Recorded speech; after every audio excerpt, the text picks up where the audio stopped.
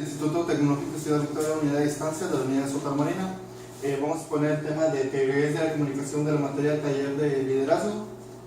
Nuestro equipo está conformado por Doralicia Torres de la Fuente, Fabián Vela Espino, José Guadalupe López Rojas y su servidor Francisco Jesús Ayala Ramos. A continuación voy a explicar lo que es la teoría de la comunicación, que nos dice que es el primer momento del proceso de la comunicación, que se divide en lo que serían los elementos de la comunicación, que vendrían siendo el emisor, el receptor, el código, el mensaje, el canal y el contexto. El emisor sería la persona que nos daría ese mensaje, el receptor seríamos nosotros en una plática recibiendo ese mensaje.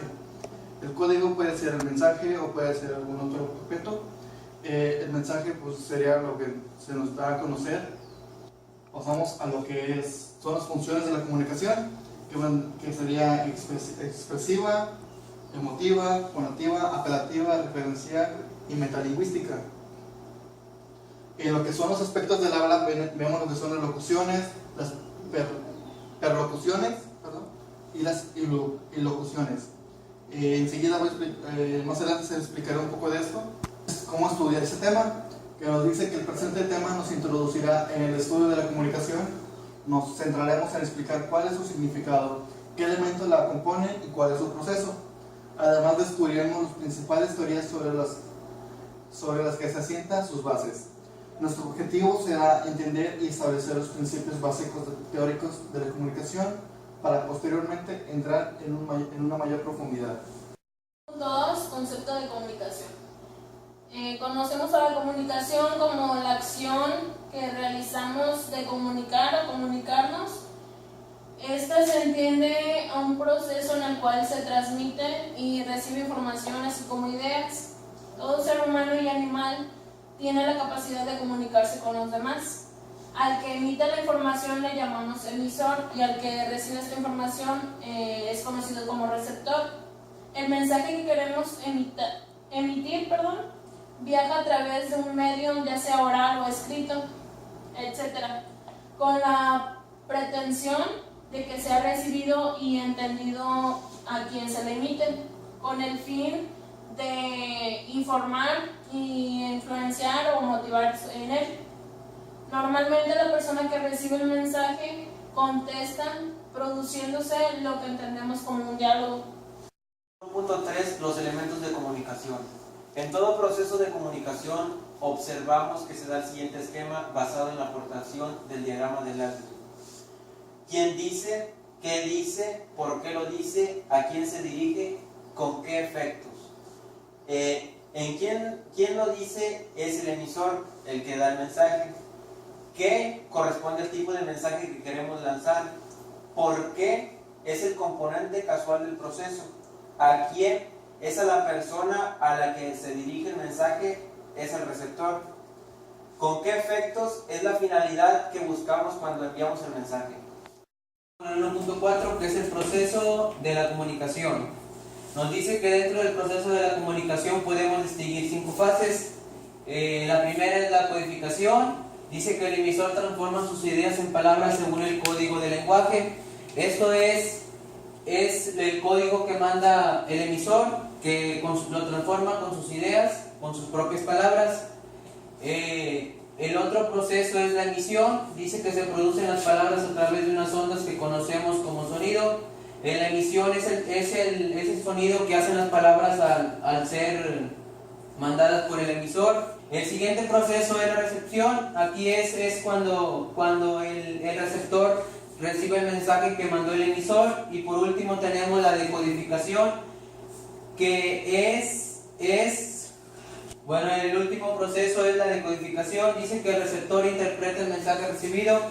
Aquí es cuando el emisor manda el mensaje, el receptor lo interpreta como él entendió para dar una respuesta. Esos serían los procesos de la comunicación. Ahora vamos con la siguiente diapositiva. Vamos a hablar lo que es el feedback, que tiene relación con lo que estaba explicando en la diapositiva anterior. El feedback vendría siendo la devolución de una señal emitida por un emisor, siendo modificada por el receptor y se la regresa a su emisor de diferente manera, que nos muestra aquí en esta presentación. Bueno, el feedback vendría siendo que el emisor manda un mensaje que es codificado por el receptor y ese receptor lo emite de diferente manera. Y la transmisión es por la vía donde pasa el mensaje que mandó el emisor, puede ser por teléfono o en físico, eso sería la transmisión. Y sería el receptor el que recibe ese mensaje que lo transmitió. Después sigue la decodificación, que es la manera en la que decodifica el mensaje a su manera, que después pasa al receptor. Y después de su decodificación vuelve a donde empezó la plática. Y un feedback, el emisor mandó su mensaje y el receptor lo decodificó a su manera y lo volvió a mandar otra vez. El mensaje que transmite el emisor circula a través del canal y es recibido por el receptor. En ambos casos el mensaje puede verse interferido por lo que conocemos como ruido. Entendemos por canal al medio por el cual fluye el mensaje. En las organizaciones suele darse en dos formas, la formal y la informal. En la formal, una nota, una publicación o un memorándum. En la informal puede ser una comunicación verbal en persona o una llamada telefónica. Cuando hablamos de ruido nos referimos a las posibles distorsiones que pueden aparecer cuando se está transmitiendo un mensaje o cuando se recibe el mensaje. Pueden ser impedimentos exteriores que nos impiden escuchar la información que se nos está transmitiendo. De otro tipo, como malentendidos o deformaciones en la propia comunicación. Debemos tener en cuenta que tanto en el emisor como en el receptor influirán notablemente sus habilidades de comunicación, además de su cultura, sus conocimientos acerca de la materia tratada, sus actitudes y su sistema social. Poniendo de ejemplo, sería por decir una persona estudiada teniendo comunicación con una persona que no está estudiada, van a tener diferente conocimiento acerca del tema que están hablando. La persona estudiada se va a referir en el mensaje con palabras más formales que a lo mejor la persona que no está estudiada no lo entendería. En el mensaje son importantes sus contenidos, los cuales son los elementos, y su estructura, el cual es el código. En el canal es interesante saber seleccionar el más conveniente, pudiendo ser a través de la vista, el oído, el tacto, el gusto o el olfato. La comunicación. La comunicación puede darse en diversos escenarios, pudiendo distinguirse 4 tipos, de los cuales es la comunicación interpersonal, la comunicación grupal, la comunicación de masas y la comunicación organizativa. Voy a explicar lo que es la comunicación interpersonal. Aquí nos dice que estudia el sistema de interrelación y de conductas entre las personas.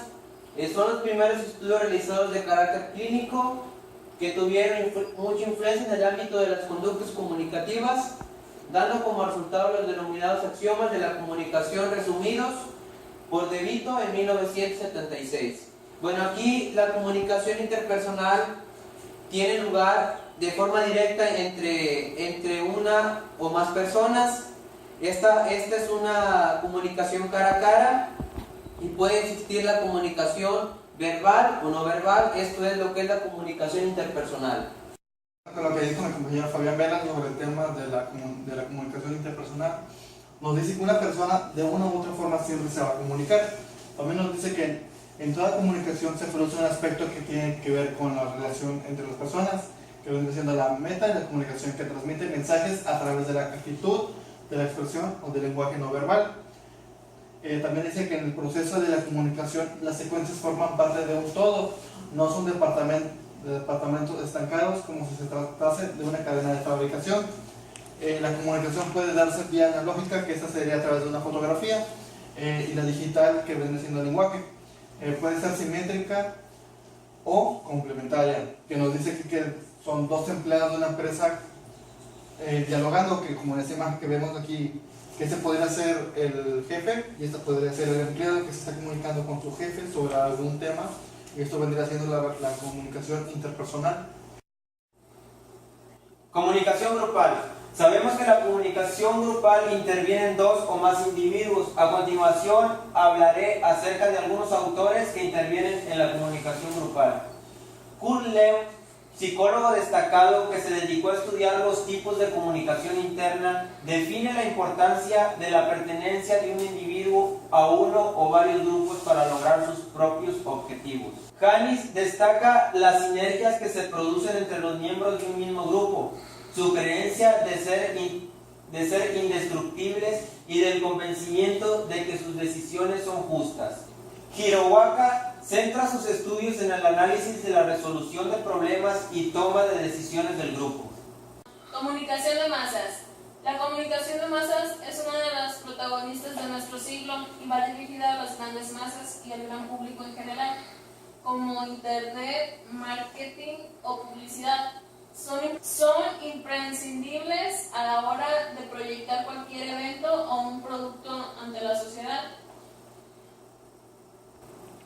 Por ejemplo, cuando una empresa publica a través de ya sea anuncios, internet o hace X publicidad para que el público en general lo vea. Comunicación organizativa. El proceso de comunicación en las organizaciones será ampliamente desarrollado en capítulos posteriores. Es decir que, por ejemplo, cuando hacen una junta y dialogan sobre ciertos temas. Bueno, esto sería todo por nuestra parte. Espero que les sea de su agrado y gracias.